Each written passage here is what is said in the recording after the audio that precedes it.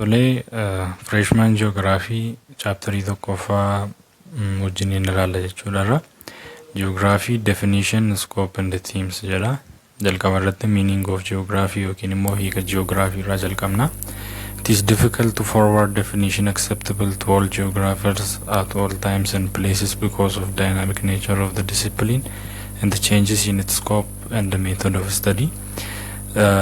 Hiika geography dhaabbataa ta'e yeroo hundumaa kennuu hin dandeenyu jechuudha. Sababiin isaa barumsi geography kun yeroodhaa yerootti jijjiirama jechuudha. Hiikni kennuufis akkaataan barnoota sanaas malli ittiin barnoota sana qo'atanis waan jijjiiramuu fi hiika dhaabbataadhaa fi namoota hundumaa biratti geographeroota hundumaa biratti dhaabbataa ta'e definition acceptable ta'e kennuun hin cima jechuudha.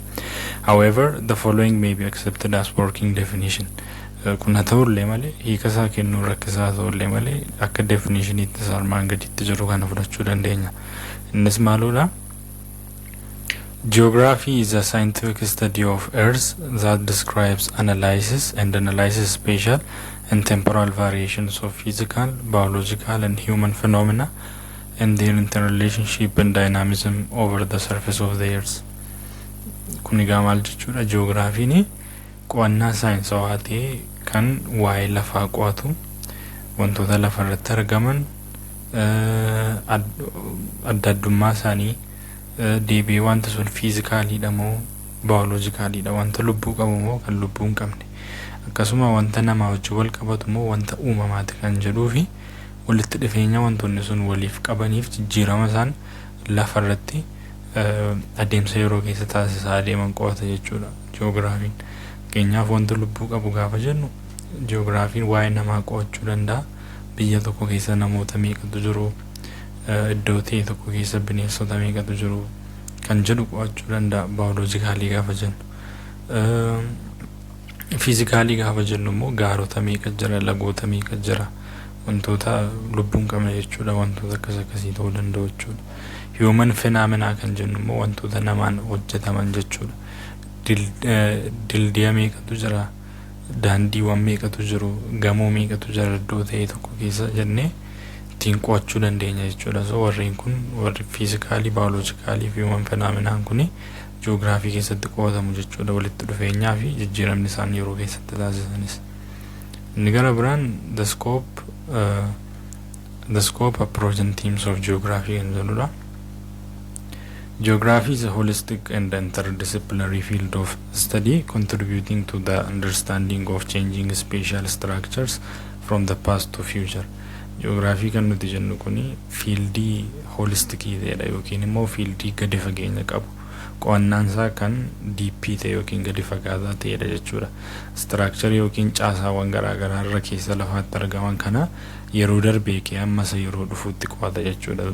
From the past to the future. Durii kee amma baroota dhufanitti maal ta'uu akka danda'u structure yookiin caasaawwan irra keessa lafaatti argaman kan ittiin qo'atamanidha jechuudha fiildiin geographiin kun.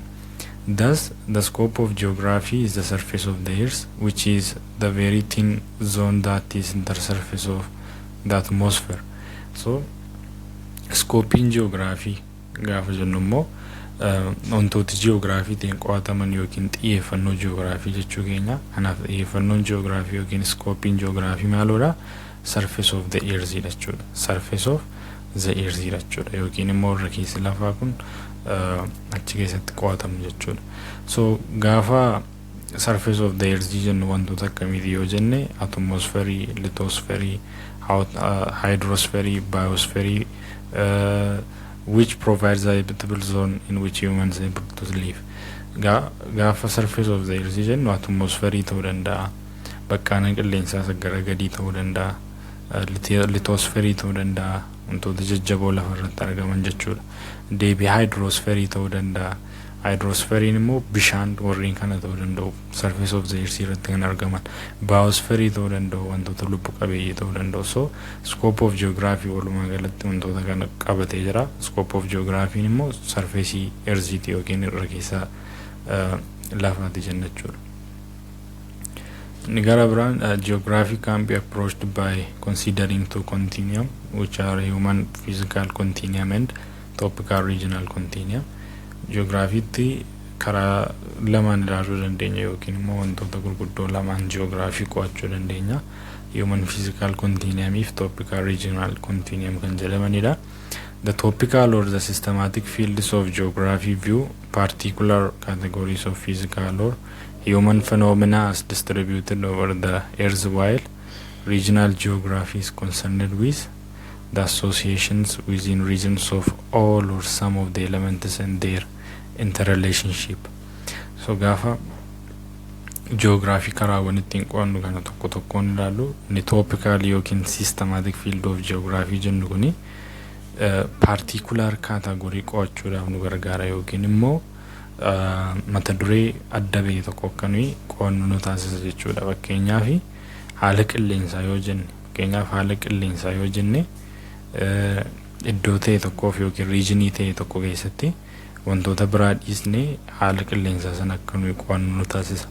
Fakkeenyaaf haala teessuma lafaa yoo jenne naannoo kenname sana keessatti haala teessuma lafaa sana akkanui qo'annu nu taasisa jechuudha. Inni toopikaalii jenna. Toopikii tokko fayyadamnee faaktarii ji'oogiraafii keessaa jechuudha wantoota ji'oogiraafii keessatti qo'ataman haala qilleensaa ta'uu danda'a, haala teessuma lafaa ta'uu danda'a, baay'ina uummataa ta'uu danda'a.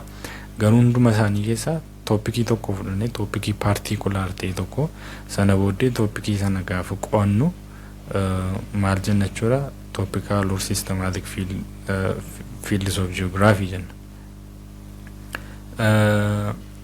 So gaafa immoo regionally jennu topical regional continuum gaafa jennu immoo maaloodha gaafa jennu topical regional continuum immoo regionii ta'e tokko keessatti wantoota argaman walitti qabnee kan qo'annu jechuudha. Fakkeenyaaf topical regioniitiin topical regionii Itoophiyaa yoo fudhannee ilaalle maal qo'achuu dandeenya jechuudha. Haalota qilleensaa Itoophiyaa keessatti argamu, haala faffaca'insa uummataa ta'uu danda'a, haala teessuma lafaa jennee toopikii adda addaa regionii ta'e tokko keessatti argamu gaafa qo'annu immoo topical regional continuum jedhama jechuudha.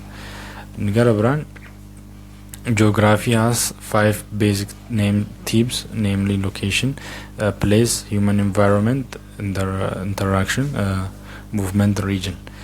Tiimii ji'oogiraafii kan nuti jennu immoo gosoota shantu jiru. Isaanis location yookiin argama kan jennu, place yookiin bakka, human environment, interaction yookiin hariiroo namaa fi naannoo gidduu jiru, movement yookiin sochii, region yookiin naannoodha jechuudha. Warreen kun immoo tiimoonni ji'oogiraafii kun immoo maal akka ta'an ilaalaan adeemna. Jalqaba irratti gaafa location jennu location is defined as particular place or position. Location yookiin argama gaafa jennu iddoo ta'e tokko yookiin immoo bakka itti wanti ta'e tokko argamudha jechuudha. Most studies of geography begin with the mention of this theme of geography. Qo'annaa ji'oogiraafii hedduun egaa tiimii ji'oogiraafii kan of keessaa qaba jechuudha. Yeroo baay'ee gaafa ji'oogiraafoon namoonni ji'oogiraafii keessatti qo'atanii gaafa ji'oogiraafii qo'atan maal godhu jechuudha. Argama waan qo'atan sanaan kaa'u jechuudha. Kanaaf locationin kun beekamaadha jechuudha. Location can be two types: absolute location and the relative location. In former case, location of place is defined by latitude and longitude or its exact address. Egaa location yookiin argamni wanta tokko immoo gosa karaa adda addaatiin ibsamuu danda'a. Absolute yookiin mathematical yookiin systematic isa jennu. Gara biraan immoo relative yookiin argama bira qabaasa jennu jechuudha. Argamni absolute location jedhamu yookiin immoo argamni dhugaan ni jedhamu kuni, true location ni jedhamu kuni sarara latitude tiif sarara longitude fayyadamanii kan nuti ittiin argama qaama tokko ibsinudha jechuudha. Fakkeenyaaf kun gloobii yoo ta'e akkuma beeknu sararri latitude vertically gloobii sana irratti argama, sararri longitude immoo horizontally argama. Sararoota kana fayyadamnee argama qaama tokko gaafa ibsuu dandeenyu maal jennaan jechuudha. Absolute location jenna jechuudha. Qaama sanaaf absolute location jenna jechuudha. Deebinee relative location immoo argama bira qabaati jechuudha. Qaama tokko qaama biraa bira qabnee ibsuu kan nuti ittiin dandeenyudha. Fakkeenyaaf Itoophiyaa yoo ibsuu barbaanne biyyoota biraa wajjin wal bira qabnee ibsuu dandeenya jechuudha.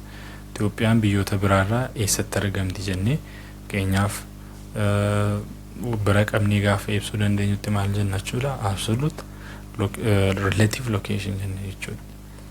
Inni gara biraan place dha yookiin immoo bakka. Place refers to physical and human aspects of location. Location idiin argama arga jennee bakkatti wanta lubbuu hin qabnes ta'uu danda'a, wanta lubbuu qabu kan akka dhala namaatti argamu sana immoo argama keessatti physical yookiin humaniin wanti qaamni ta'e tokko yookiin namni yoo jiraate placeidhaan ibsina jechuudha yookiin immoo bakka ta'a jechuudha iddoon sun argamni sun bakka ta'a jechuudha. The theme of geography is associated with toponymy.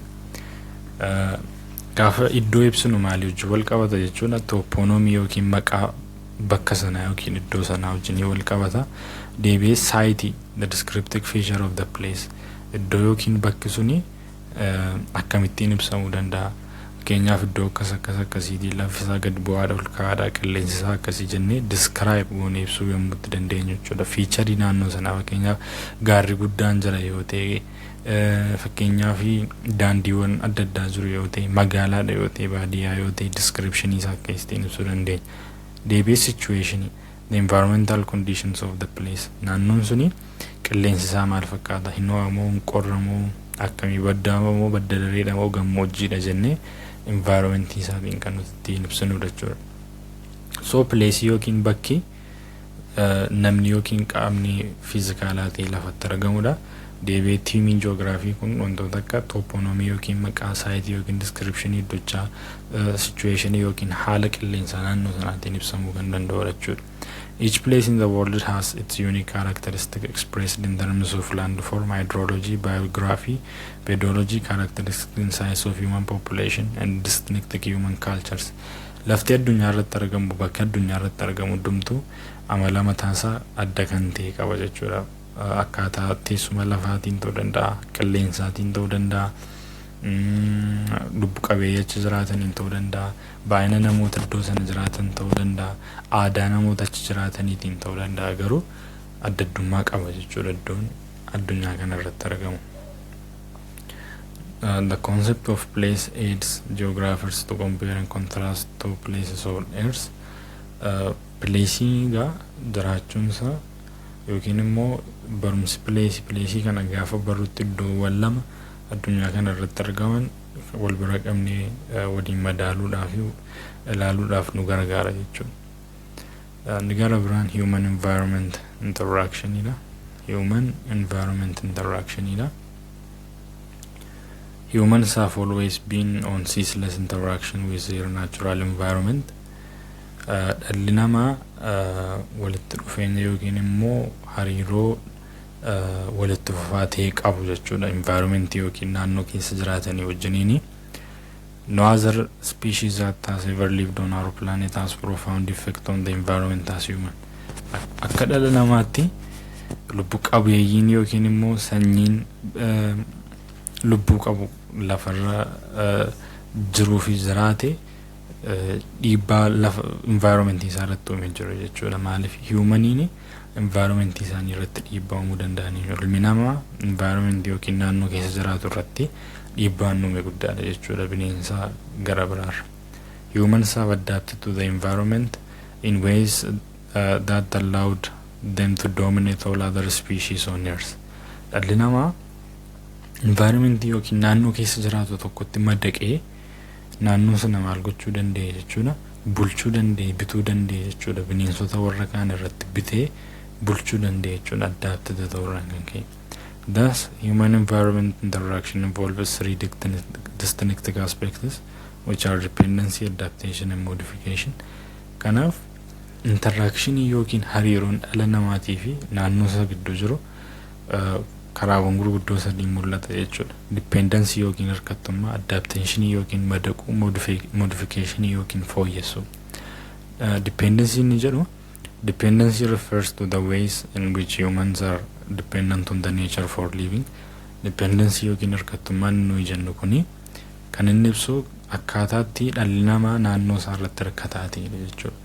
Hundumti keenya iyyuu naannoo keenya irratti survival yookiin jiraachuudhaaf naannoo keenyatti hirkatuudha jechuudha. Nyaata nuyi argannu naannoo keenya irraa madda, qilleensi nuyi argannu naannoo keenya irraa madda, So wantoonni jiraachuudhaaf nu barbaachisan hundumti isaanii naannoo keenyarraa kan maddanidha waan ta'eef dipendantiidha jechuudha. Dhalli namaa naannoo isaarratti gara biraan adaptation yookiin madaquudha.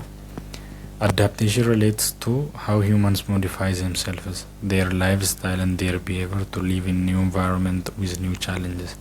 Adaptation yookiin madaquu kan jedhu kun immoo kan ibsu akkaataatti dhalli namaa of fooyyessuudhaan akkaataa jireenya isaatiif amala isaa fooyyessuudhaan environment yookiin naannoo haaraa keessa qormaata haaraa wajjin jiraachuu akkaataa inni itti danda'udha jechuudha.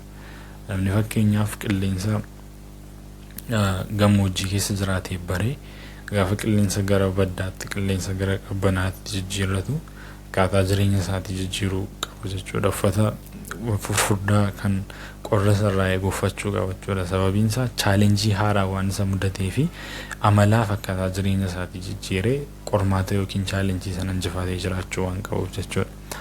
Gara biraa modification yookiin fooyyessuudha.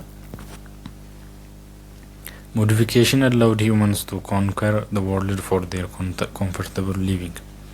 Modification yookiin fooyyessuun immoo dhalli namaa akka addunyaa kana bituu danda'u taasise jechuudha. Jireenya fooyya'aa jiraachuudhaaf namoonni gaafa jireenya fooyya'aa barbaadan maal gochuu jalqabanii? Mana ijaaruu jalqabanii, daandii ijaaruu jalqabanii, wantoota garaa garaa gochuu jalqaban jechuudha. Bakka bashannanaa ijaaruu jalqabanii, manneen nyaataa ijaaruu jalqabanii, kan hundumaa kan isaan godhan immoo uumama jiru hundumaa bitaniiti jechuudha. So kun kan nutti agarsiisu dhalli namaa interakshinii guddaa ta'e naannoo isaa wajjin akka inni qabudha jechuudha. Tiimii ji'oogiraafii keessaa inni gara biraan muuvmentiidha yookiin immoo sochiidha. Movement entails the translocation of human beings, their good and their ideas from one end of the planet to another. Movementii gaafa jennu jijjiirama bakka dhala namaa meeshaa isaanii yaada isaanii iddoo tokkoo gara iddoo biraatti yookiin immoo kutaa pilaanetii kanaa tokkorraa kutaa pilaanetii kanaa gara biraatti gaafa socho'u movementii jennaa jechuudha. Sochiin sun egaa namni tokko bakka ta'e tokkoo gara iddoo biraatti socho'uu qofa osoo hin ta'in meeshaawwan garaa garaa socho'uu yaadni garaa garaa iddoo tokkoo gara iddoo biraatti akka inni socho'u nutti agarsiisa jechuudha. The physical movement of people allowed human race to inhabit all the continents and islands of the world. Sochiin qaamaa dhalli namaa ardiiwwan hundumaa irratti argamuu akka inni danda'u, ardii hundumaa irra jiraachuu akka inni danda'u isa taasise jechuudha. Sababiin isaa dhalli namaa iddoo ta'e tokko taa'eetu daangeffamee jiraate yoo ta'u sochiin taasisu ta'e kutaan addunyaa kanaa biraan duwwaan ta'aa ture jechuudha. Garuu dhalli namaa iddoo adda addaa deemee socho'ee jiraachuu yaaluunsaa pilaanetiin kun akkasiin doomineetii taatu taasiseera jechuudha. Yookiin immoo dhalli namaa iddoo hundumaatti akka inni argamu isaan taasiseera jechuudha. Another aspect of moving is transport of goods from one place to owners to another. Meeshaan garaa garaa sin socho'u jechuudha iddoo tokko ta'ee iddoo biraatti. Biyyoonni gaafa daldala walii isaanii wajjin taasisanii biyya tokkorraa meeshaan biyya biraatiin bitamee doonii gurguddaatiin baatamee gara biyya biraatti fe'amee deema. Kanaaf meeshaawwan adda addaallee gara biyya tokkorraa gara biyya biraatti socho'u jechuudha. The third dimension of movement is flow of ideas that allows the unification of human civilization and promotes its growth and prosperity. Qaamni inni sadaffaan sochii immoo sochii yaadaati. Sochii yaadaa kun immoo dhalli namaa yookiin qaroominni namaa akka inni hundaa'u taasiseera jechuudha. Guddinaa fi duroominni akka inni mirkanaa'us kan taasiseera jechuudha. Yaadni garaa garaa iddoo tokkoo gara iddoo biraatti deema. Yaada amantii wajjin wal qabatu ta'uu danda'a. Yaada bulchiinsaatii wajjin wal qabatu ta'uu danda'a. Ideoloojii poolitikaa yookiin siyaasaa adda addaa ta'uu danda'a. Yaadonni suni iddoo tokkoo ga'anii gara iddoo biraa deemuu danda'u jechuudha. Namaan baatamanii yookiin namaan gaggeeffamanii. So yaadilleen socho'aa jechuudha iddoo tokkoo gara iddoo biraatti movementii keessatti ibsama jechuudha. Inni kanaaf region A inni gara biraan immoo region isa jennudha. Region is a geographic area having distinctive characteristics that distinguishes itself from adjacent space. Regionii gaafa jennu immoo geographic area dha yookiin immoo bal'ina ta'e tokkodha, iddoo ta'e tokkodha. Iddoon ta'e sun immoo amala addaa kan iddoo biraa irraa isa taasisu kan qabaatudha jechuudha. So naannoon tokko naannoo kan isa taasisu yookiin immoo naannoon nuti jennu suni amala addaa ta'e kan isa qabaachisu jechuudha. Naannoo kaan irraa kan adda isa baasu. Fakkeenyaaf naannoo Oromiyaa yoo fudhannee ilaalle naannoo Amaaraa irraa waan adda isa taasisu qaba. Maajoritiin yookiin immoo harka caalaan namoota naannoo Oromiyaa keessa jiraatan uummata Oromoodha. Naannoo Amaaraa keessa kan jiraatan uummata Amaaraati. Haala qilleensaatiif baay'ina afaan dubbatamuutiin wantoota garaagaraatiin adda ba'uu danda'u jechuudha naannoowwan sun. So naannoo gaafa jennu naannoowwan amaloota mataa isaanii qabu jechuudha kan walirraa adda isaan taasisan. It could be a formal region that is characterized by homogeneity in terms of certain phenomena, soil, temperature, rainfall, or other cultural elements like language, religion, and economy. It can also be functional or nodal region, characterized by functional interrelationship in spatial system defined by linkages binding particular phenomena. Egaa gaafa naannoon tokko naannoo kaan irraa adda ta'a jennu tokkoffaa wal fakkeenya phenomena ta'anii ta'uu danda'a. Fakkeenyaaf naannoon tokko kan naannoo biraa irraa adda isa baasisu fakkeenyaaf gosa biyyeetiin ta'uu danda'a, haala tempereecheraatiin ta'uu danda'a, haala bokkaa ta'uu danda'a yookiin rainfalliitiin ta'uu danda'a, yookiin immoo cultural element kan jennu wantoota aadaa wajjin wal qabatan kan akka afaanii, amantiidhaa fi diinagdeetiin adda ba'uu danda'a jechuudha. Naannoon tokko naannoo biraarraa garaagarummaan isaa wantoota kana irratti hundaa'ee ta'uu danda'a. Warreen kun egaa formal regionii jennee beeknaan jechuudha yookiin formal regionii jedhamanii beekamu. Inni gara biraan functional or nodal regionii dha. Nodal regionii kan jennu kun immoo dalagaa isaanii irratti yookiin immoo walitti dhufeenya dalagaa isaanii irratti hundaa'anii kan adda babba'anidha jechuudha. Gara biraan location, shape and the size of Ethiopia and the Horn kan jedhudha. Inni kunis argama bocaa fi hamma Itiyoophiyaatii fi gaanfa jechuusaati. Gaanfa gaafa jennu gaanfa Afrikaati. The Horn of Africa, a region in the Eastern Africa, is a narrow tip that protrudes into the northern Indian Ocean, separating it from the Gulf of Aden. Horn of Africa kan jennu yookiin gaanfa Afrikaa kan jennu kuni kallattii baha Afrikaatiin lafa argamu yookiin naannoo baha Afrikaatti argamu kan fiixeensaa gara kaaba garba Hindiitti bahu, garba Hindii sana immoo galfii Eden irraa kan adda isa baasudha. Fakkeenyaaf kaartaa irratti yommuu ilaallutti inni kun asitti Indian Ocean jechuudha. Naannoon kun Indian Ocean kun Horn of Africa dha guutummaan isaa. Horn of Africa kana fudhannee yommuu ilaallutti fiixeensaa iddoo kamitti adda ba'ee jira jechuudha yookiin iddoo kamitti ol galagaleera jechuudha. Fiixeensaa noorzii Indian Ocean yookiin kaaba Indian Ocean irratti argama kunoo. Indian Ocean kana kaabisaa kunoo iddoo kanatti argamee jira jechuudha. Deebii Indian Ocean kana maalirraa adda baaseera? Galfii Eden irraa. Kunoo galfiin Eden kana fiixee kanatu kunoo warra kana lama adda baasee jira jechuudha. So kaaba garba guddaa Hindiitti kan argamu, kan galfii Edeniin immoo garba guddaa Hindii irraa baasu Horn of Africa kana jechuudha. It is the easternmost extension of Africa, defined as a region that is home to countries such as Djibouti, Eritrea, Ethiopia and Somalia. Egaa Horn of Africa kuni Afrikaa kallattii baatiin fiixee isa xumuraati yookiin immoo dheerina fiixee xumuraa Afrikaati jechuudha kallattii baatiin. Horn of Africa achi darbee qaamni Afrikaa biraan hin jiru jechuudha. Biyyooti Horn of Africa yookiin gaanfa Afrikaa kana keessatti wal jiranis maal fa'i? Biyya akka Djibouti, Eertiraa, Itoophiyaa fi Somaaliyaa jechuudha. Biyyoota kana arfantu gaanfa Afrikaa keessatti argama. Whose cultures are linked throughout their long history. Biyyoonni arfan kun immoo aadaan isaanii seenaa isaanii yeroo dheeraa keessa kan wal hidhaa adeemedha jechuudha. Although the countries of the region share many common features, there is also great diversity among them, rendering each country unique in many respects.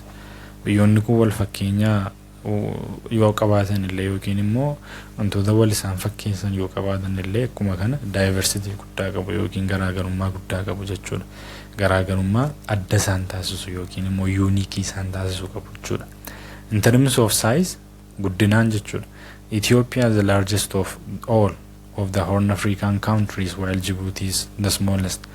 Gaafa hammaan yookiin guddinaan ilaallu Ethiopiyaan hunduma isaanii keessaa the largest dha yookiin ishee guddoodha Horn of Africa keessaa jechuudha.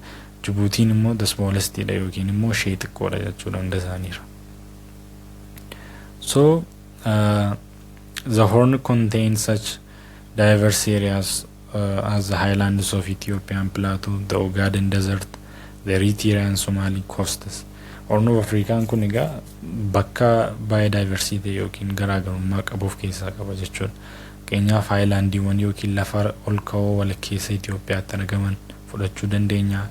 Akkuma kana deezertii yookiin immoo gammoojjii Ogadenii fudhachuu dandeenya. Ba'a Itoophiyaatti kan argamu. Deebii immoo galfii koostii fudhachuu dandeenya. Koostii yookiin immoo biyyoota qarqaratti argaman fakkeenyaaf Eertiraaf Somaalii fudhachuu dandeenya.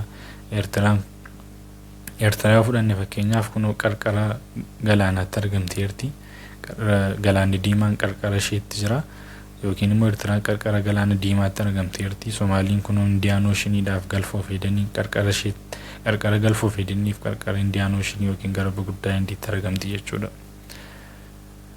So its coasts are washed by Red Sea, Gulf of Eden and the Indian Ocean, and it has been long in contact with Arabian Peninsula in the southern western Asia.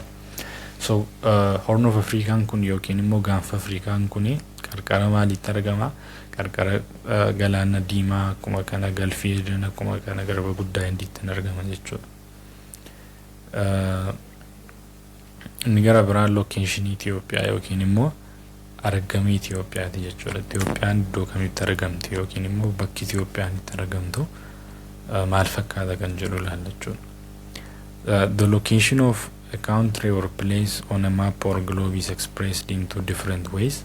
Kuma sila dubbachaa turre argamni bakka ta'e tokko yookiin biyya ta'e tokko karaawwan gurguddoo lamaan ibsamuu danda'a jechuudha kaartaa irratti. These are astronomical and relative locations. Astronomical isa jennu yookiin mathematical isa jennu yookiin systematic isa jennu yookiin true location isa jedhamu yommuu ta'u inni lammaffaan immoo relative location idha. The astronomical location, also known as absolute mathematical location, states location of places using line of latitude and longitude. Sarara sila dubbachaa turre latitude fi longitude jedhaman fayyadamnee yoo argama bakka tokko yookiin biyya tokko ibsina ta'e astronomical location jedhamu isaati jechuudha. Astronomically, Ethiopia is landlocked country located between 3 degrees north of Moyale and the 15 degrees north of Bademe, northernmost tip of Tigray, and which is stated in what latitude, and 33 degrees east of Akobo to 48 degrees east of the tip of Ogaden, which is found in the east, by using longitude. Gaafa Itoophiyaa astronomically ibsinu Itoophiyaan landlocked country dha yookiin biyyoota birootiin marfamtee jirtudha jechuudha Itoophiyaan. Kun asirratti kaartaa ishee irratti ilaaluu dandeenya. Kallattii hundumaatiin biyyatu marsee jira malee qarqara galaanaatti argamtu jechuudha. Itoophiyaan landlocked country dha. Landlocked country taateetuma jirtu gaafa absolute location fayyadamnee ibsinu absolute location fayyadamnee yemmuu ibsinutti Itoophiyaan latitude-dhaan yookiin sarara isaa dhaabbataatiin Moyaalee 3 digriidhaan Baadimee 15 digriidhaan argamti jechuudha. Akkas jechuun maal jechuudha? Moyaaleen kun iddoo kanatti argamti. Moyaaleen iddoo kanatti argama. Baadimeen immoo iddoo kanatti argama jechuudha. So iddoon kun 3 digrii noorzii yommuu ta'u iddoo kanaan immoo maal jenna? 15 digrii noorzii jechuudha. Itoophiyaan akka kanattiin latitude ishee iddoo kanattiin argamti. Longitude immoo akkamittiin argamti gaafa jennu longitude immoo 33 digrii Akooboodhaa fi 48 digrii Ogaadeniin argamti jechuudha. Akooboodhaaf Ogaadeniin argamti jechuudha. Kunoo iddoon kun Akooboo yommuu ta'u sartii 3 digriidha. Iddoon kun immoo maaloodha jechuudha. Ogaaden yommuu ta'u 48 digirii eastidha jechuudha. Lamaan isaanii eastidha jechuudha. Noorzii tun ta'in eastidha. Kun immoo sarara longitudiitiin jechuudha. Itoophiyaan akka eestiin argamti jechuudha. The east-west distance is longer than the north-south distance. East-west distance ini maalirra dheeraadha jechuudha. North-south distance irra dheeraadha jechuudha. Dheerinni yookiin immoo lafti Itoophiyaa asii kee ammasitti fageenya jiru asii kee ammasitti isa jiru irra caala jechuudha. Isa kanatu dheeraadha jechuudha. Itoophiyaan achirra dheeratti jechuudha. Bahaa gara dhiyaatti dheeratti Itoophiyaan kaabaa gara kibbaarra. Gara biraan the latitudinal and longitudinal extension are important in 2 ways. First, as a result of latitudinal extension, the country experiences tropical climate, and secondly, due to its longitudinal extension, there is a difference of 1 hour between the most easterly and westerly points of the country. Sararri latitude if longitude kuni Itoophiyaadhaa fi importantiidha karaa lamaan yookiin murteessoodha karaa lamaan. Inni jalqabaa sababa latitudinal extension yookiin dheerina latitude sanaan Itoophiyaan qilleensa ho'aa ta'e akkasiin qabaattu ishee taasiseera. Sararri longitude sun immoo garaagarummaan sa'aatii tokko bahaa fi dhiyaa biyyattii gidduutti akka inni taasifamu jiraatu ishee taasiseera jechuudha. So it is for convenience that 3-hour time zone is used in all parts of the country. Time zone nuti fayyadamnu 3 hour ida jechuudha Itoophiyaa keessatti. Relative location experiences the location of countries or places with reference to location of other which can be vicinal land masses or water bodies.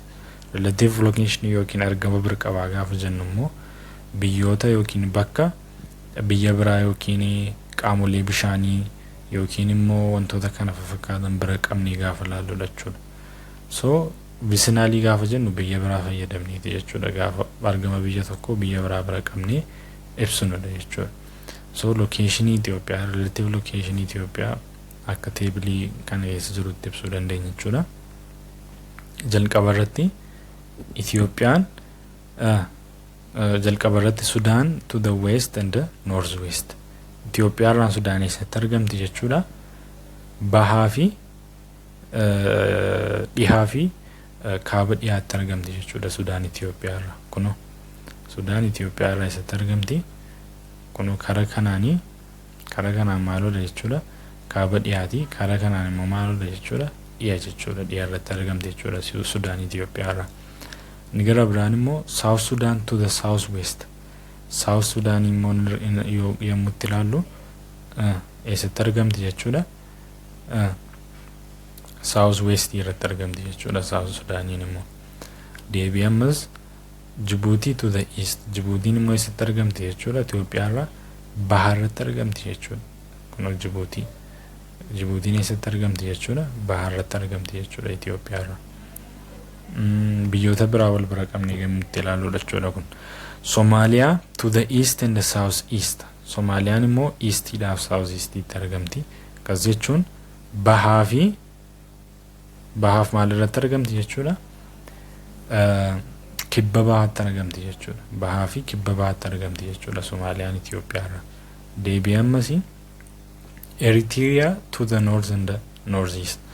Eertiraan immoo kaabaa fi kaaba bahaatti argamti jechuudha. Kunoo kaaba baa Eertiraadha kun. Kaabaaf kaaba bahaatti argamti Eertiraani. Gara biraan immoo Kenya to the south. Kenyaan immoo kibbatti argamti jechuudha Itoophiyaa irraa kunoo. Kenyaan immoo kibba irratti argamti jechuudha. Kun biyya tokko biyya bira qabnee gaafa ibsinudha jechuudha. Argama Itoophiyaa akka ittiin ibsuu dandeenya jechuudha. Vicinal location jedhama nuyi biyya tokko biyya bira qabnu. Ni gara biraan relation to water bodies and land masses. Qaamolee bishaaniitii fi lafa irratti hundoofne yookiin immoo gaara ta'uu danda'a warreen kana fakkaatan irratti hundoofne kan nuti ibsinudha jechuudha. Tokkoffaan egaa Itoophiyaan isitti argamti jedha Horn of Africa gaanfa Afrikaa irratti argamti. Inni lammaffaan South West of Arabian Peninsula argamti.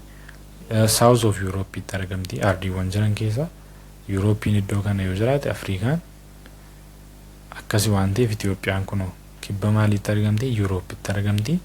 Deebi'ee North West of Indian Ocean Indian Ocean irra akkuma sila laallee turre kun Itoophiyaa yoo taate Indian Ocean naannoo kana jira waan ta'eef Itoophiyaan North West Indian Ocean irratti argamti jechuudha. Kun akka kanatti deebi'ee Nile Basin keessatti argamti. Itoophiyaa keessaa tuqaa waan ta'eef Abbaay mataansaa Nile Basin sana keessatti argamti jennee ibsuu dandeenya jechuudha. Qaamolee bishaaniitii fi laandmaatii irratti hundoofne. Gara biraanii the implication of the location of Ethiopia are described as follows. Maal nutti agarsiisa yookiin immoo maal arguu dandeenya maal beekuu dandeenya argama Itoophiyaa irraa isa jedhu laalla jechuudha. Dhiibbaan argamni Itoophiyaa jireenya hawaasummaa irratti, aadaa irratti, afaan irratti uumetu laalla jechuudha. Iddoo kanatti immoo jalqabaa climate yookiin haala qilleensaa irratti gaafa laallu the fact that Ethiopia is located between 3 degree north and 15 degree north between the equator and the tropic Cancer implies a country has tropical climate though modified by its altitude. Ethiopiani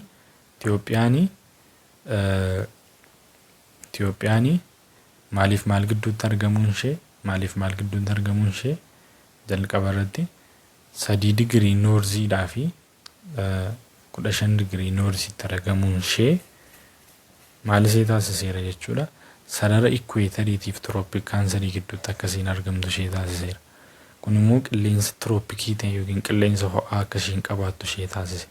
Garuu qilleensi ho'aa Itoophiyaan qabdu sababii altituudiitiif yookiin ol ka'iinsa lafaa isheen qabdu irraan kan ka'eetu sirrachuu danda'e. Sababiin isaa altituudiin gaafa dabalaa deemu tempereechar immoo maal ta'a? Gadi bu'aa deema waan ta'eef. Itoophiyaan lafa ol ka'aa qabaachuun ishee qilleensa ho'aa teessumni lafaa ishee kenneef hambise jechuudha. So, gara biraan. The location of Ethiopia relative to Indian Ocean, the Atlantic Ocean and African and Asian landmass also has bearing bearing on the climate of Ethiopia. Garba guddaa Indiitti dhiyaattee argamuun ishee garba Atlantikitti dhiyaattee argamuun ishee teessuma Afrikaatti argamuun ishee haala qilleensaa Itoophiyaa irratti dhiibbaa uumuu danda'eera jechuudha. Gara biraan soosho kalchuraalii aadaa fi jireenya hawaasummaa irratti dhiibbaan uume teessumni Itoophiyaa jechuudha. Ethiopia is one of the earliest recipients of the major world religions, namely Christianity, Islam and Judaism, due to its proximity to the Middle East, which was the origin of this religion. Itoophiyaan egaa addunyaa kana irratti biyyoota amantiiwwan akka Kiristiyaanaa, Islaamaatii fi Judaizimii yookiin Judaizimii biyyoota dur fudhatan keessaa biyyoota dursanii fudhatan keessaa isa tokkodha. Kan kana sii taasise immoo Middle East yookiin immoo baha giddu galeessaatti dhiyaattee argamuu isaati jechuudha. Maddi amantiiwwan kanaa immoo isaati jechuudha. Biyyoota baha giddu galeessaati jechuudha. Kanaaf Itoophiyaa seenuudhaaf hin salphate jechuudha amantiiwwan kun.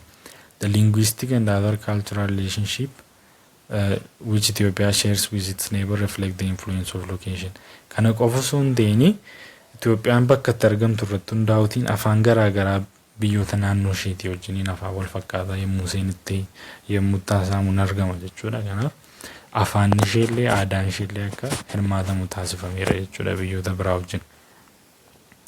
Gara biraan politikaalii yookiin immoo siyaasa irratti dhiibbaa akkamii qaba gaafa jennu the political history of Ethiopia has been considerably influenced by geopolitical consideration of superpowers adjacent to the Red Sea, Middle East geopolitical paradigm. As a result, Ethiopia has been exposed for external invasions in number of times, though the country resisted foreign interventions and remained free from external domination.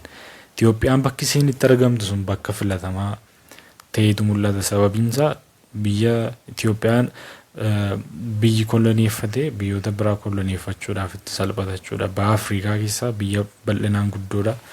Baay'ina uummataatiin guddoodha waan ta'eef Itoophiyaan deebi'ee geopolitical super poweriidhaa fi yookiin immoo gaafa Afrikaa qooddachuudhaaf dhufanitti biyyoonni warra Awuroopaadha. Itoophiyaan ija isaanii keessa galtee turte jechuudha. Sababii galaana diimaatti dhiyaattuuf daldalaaf baay'ee gaarii waan tureef jechuudha. Yeroo sanatti deebi'ee Middle East kanattis dhiyaattee waan jirtuu fi bal'ina lafaa waan qabduuf baay'ina uummataa waan qabduuf biyya invaashinii yookiin immoo weerararra ga'ee turedha. Garuu weerara sana ofirraa ittisuu dandeesseetti jechuudha.